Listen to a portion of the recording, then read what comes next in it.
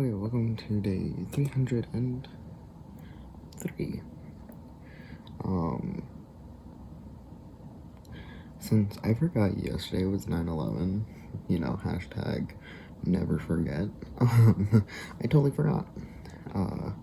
It's one of my favorite things as well back in, I was pretty young, not the youngest, but I was a kid, in 2002, what happened was, it was the 1 year anniversary of 9/11, and I remember because I was playing and the TV was next to us, and I was playing over here. Well, I don't know. I think I was in my old house, so I don't know where. Do I have Nutella on my face? That is embarrassing. Anyway, so my brain tries to morph this house and my previous house because I can't differentiate the two. Anyways, so it was in 2002. And I was like looking, and it was like, this was happened 15 minutes after it was called, this was happening after this long, and they were giving, people were talking on the news, giving reports of first-hand sightings and everything, and they were like, that happened 1 year ago today. And I remember looking at it like, it was a year ago, get over it, okay? Like, it's been a year, move on. I didn't like realize like what happened, so I was like, just get over it, okay? Wow, something happened to your buildings, get over it. And my dad's like, oh my goodness, this is major. And my mom's like, yeah, I'm busy taking care of us. And he's like, oh no. And then he's like, come here. So I went to sit next to him, or stand next to him, and he goes, this, and he turns me to the camera, to the TV. He goes, remember this. I want you to remember this moment. God, I don't think he remembers that moment, telling me to remember that moment, but God, I remember that moment because he was telling me how big of a deal and how thousands of people died and how it was such a big deal, and how, attack, like there hasn't been an attack on America like this in years. And people talked growing up, after that point, talked about 9/11 and Pearl Harbor, being one and the same. I don't think they were one and the same, but maybe, I don't know how close they were. And anyways, so they're like, this hasn't happened in so many years, and again, it was the first anniversary of it, and I think I remember 9/11 happening back in the day, like the day, like that afternoon. I think I remembered a couple days afterwards, like, have you heard about the Twin Towers, or whatever towers, like what the building was called, the whatever building? And I was all like, who cares, get over it, I don't know what happened. And I was like, whatever. But I just remember the first anniversary being like, it has been, because like, again, I'm a child, so 1 year, it's been a lifetime, just get over it. And it was so funny to me because it's like, it's only been 1 year, so to see it as the 20-year anniversary now, just being like, oops, maybe little me was a little bit insensitive, because a lot of people were dealing with it. What made me feel that I was insensitive at the moment was people saying that they were still dealing with PTSD, working in a tall building, or going onto airplanes and everything, because they were working in the building when it got hit, and how they had a friend, I can't remember, but I think it was like one coworker went up 2 flights of stairs, and they were trapped and got killed. But since they were where he should have been 2 floors down, where he normally is 2 floors down, they all made it out. So it's like, I made it out, but my friends didn't, because they decided to go 2 floors up at that moment, or something, or maybe it was the opposite or something. And apparently it was kind of just like, I got lucky, this person didn't. And if they hit just a little bit farther down, and I realized, like, this isn't something that, obviously, people's lives, real people died. Obviously, America does a lot of horrible things all the time to other countries and other people and innocent civilians. My cat just yawned. Oh. But, you know, just this idea that, my little me, like, my little brain was just like, get over it. God. And it was so funny, because I wonder how I would have felt if that happened now. Like, something like that happened to people right now, I guess. Because it's a direct attack versus, like, the pandemic and stuff. It's different. But I wonder how, if I was an adult, if it would be like, oh yeah, 1 year anniversary of that. But, oh, as a kid, I'm like, just get over it. And then my dad's like, you need to see this. You gotta remember. It kind of was like, ooh, maybe I should have been a little nicer. So it was very funny to me that I'm like, oh, yeah.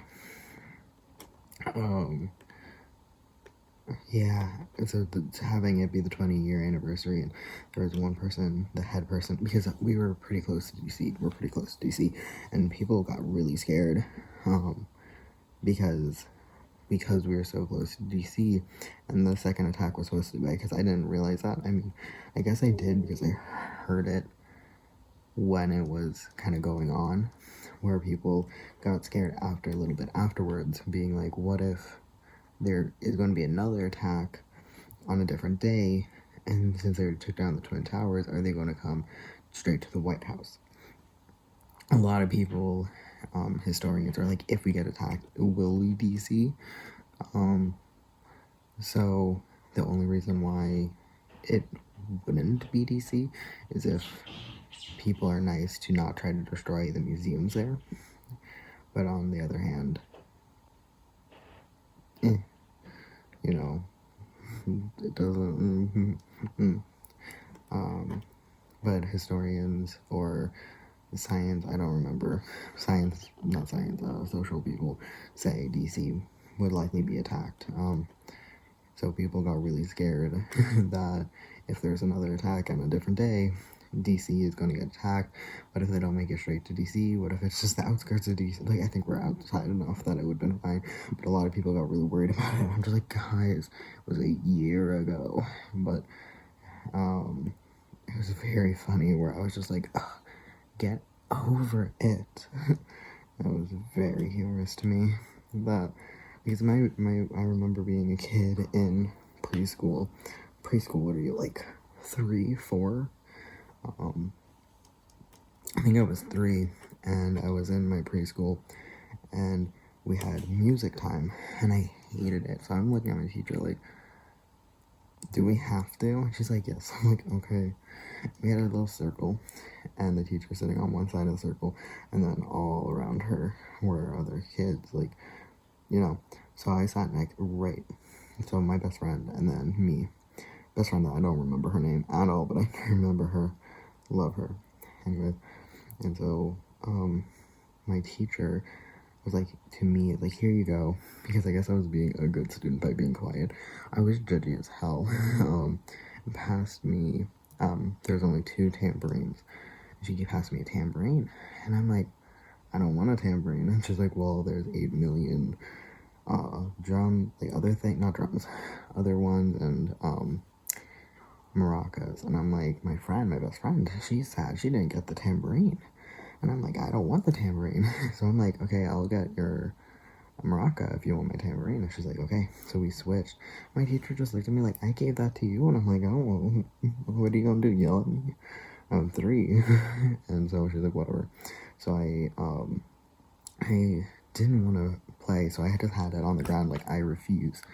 And I'm like, hearing everyone else, that some people are going, you know, making a little beat, some people are just going ham, and I'm just like, guys, we are not children, we are not babies, can we at least have a beat? Like, I didn't say any of this out loud, I was just looking at them in disgust, like, why? But then for me, in my head, I was saying this, where I'm like, can we at least have a beat going on? Can we at least have something going on? Like, can we at least try?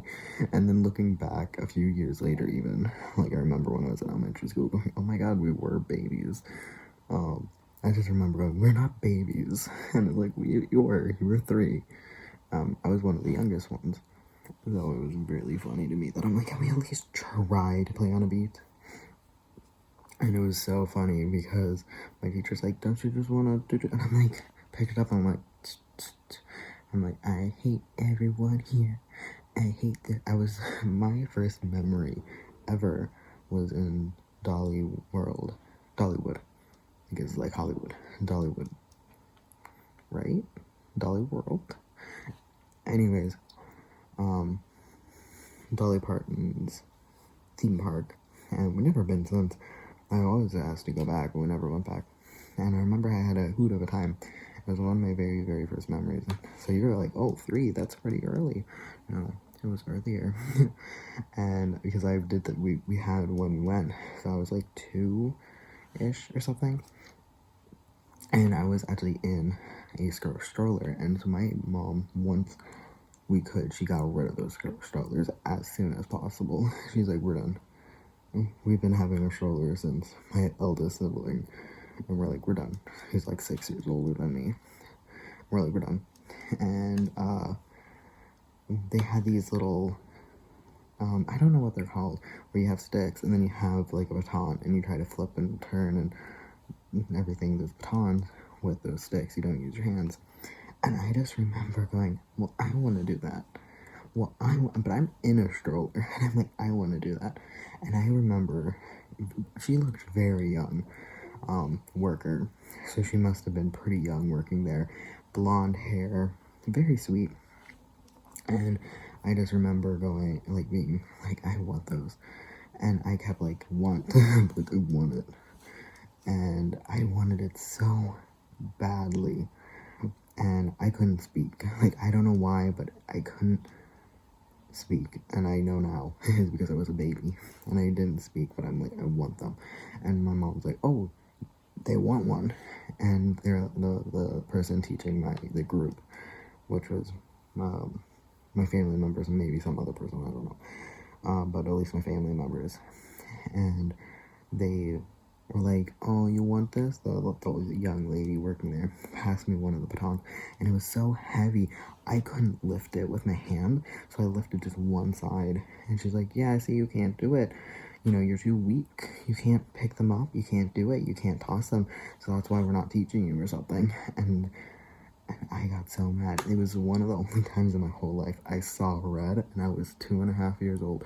I saw red. I was so mad. I wanted to throw a fit. So my mom's like, would it be better if you sat on the floor? And I'm like, maybe. So she took me out of the stroller. She sat me on the floor. And I think she just put one in my lap, and I was just messing with it. But I was still upset that I couldn't do the tricks that the other person was doing, and my siblings weren't doing tricks, they were just holding it with the sticks.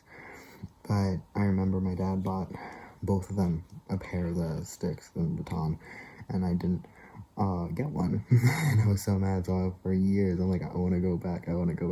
So if you want to know, my earliest memory is me getting really, really like seeing red rage. Never like happened one other time in my life. I was like, for a long time, I'm like, what if that's my true emotion that I feel? Like, what if that is no?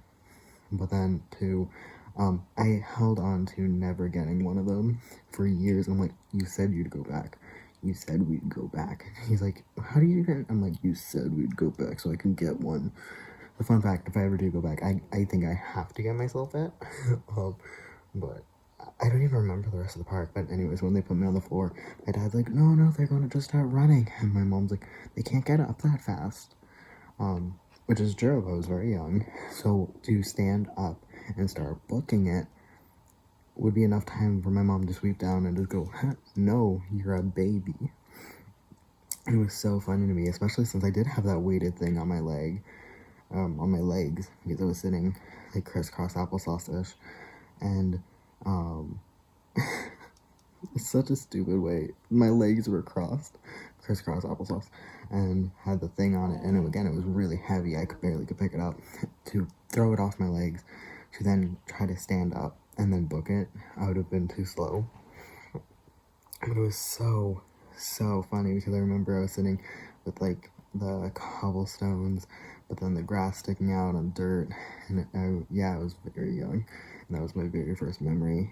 And then the preschool being like, these children, and I'm like, you are a child, and stop being like that. So it was very, very funny. I also remember being quite young, and I ran into a group of moms at the bus stop, and I was in, I guess,